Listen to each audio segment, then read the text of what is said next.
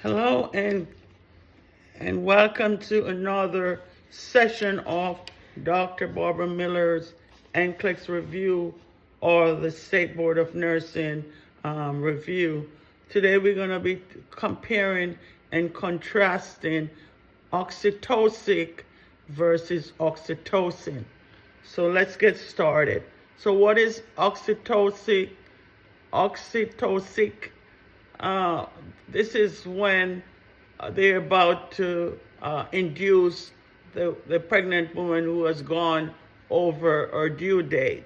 So oxytocin is cervical lightening.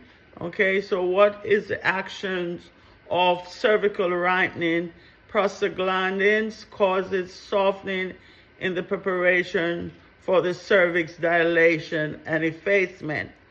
The medication that they utilize for cervical lightening is that of dinoprostone cervical gel, okay, or mesoprostol for cervical lightening.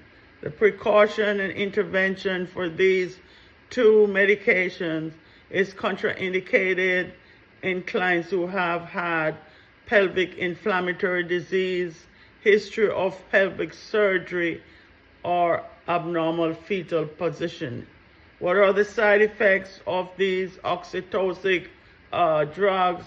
They could cause nausea, headaches, tremors, tension, feeling warmth in the vaginal area, and elevated temperature.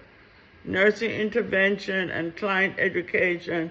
You want to teach the client to maintain rest for at least 2 hours to 30 minutes for the gel after insertion. Monitor and record maternal vital signs and fetus heart rate. Also, you want to monitor for uterine contractions. Oxytocin augmentation may be initiated as needed. Major adverse effect is tachysystoly. Okay? And in contrast, oxytocin, the actions of oxytocin or pitocin, it stimulates uterine contractions for the purpose of induction or augmentation of labor and prevents postpartum hemorrhage. Therapeutic use, antepartum contractions, stress test, intrapartum for induction or augmentation of labor, postpartum to promote uterine contraction. Precautions, contractions with placental abnormalities, the fetal malpresentation, previous uterine surgery, and fetal distress. Also, you want to instruct patients that they may have to do the Bishop score.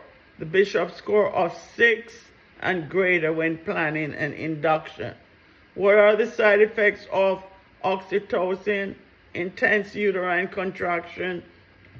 It could cause rupture of the uterus, uterine hyperstimulation, uterine rupture, as mentioned, and water intoxication. So the nursing intervention for oxytocin, you want to administer as secondary infusion via infusion pump, okay, to control the drip factor. Continuously monitor uterine contraction as the fetal heart rate.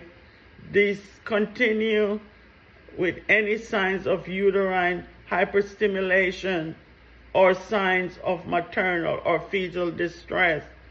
Administer oxygen via face mask, at least 10 liters for signs of hyperstimulation.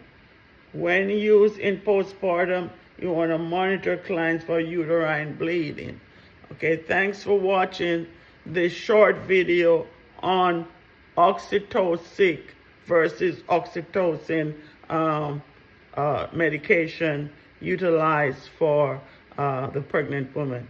Please like, share, subscribe to the channel to help it grow. Thank you so much.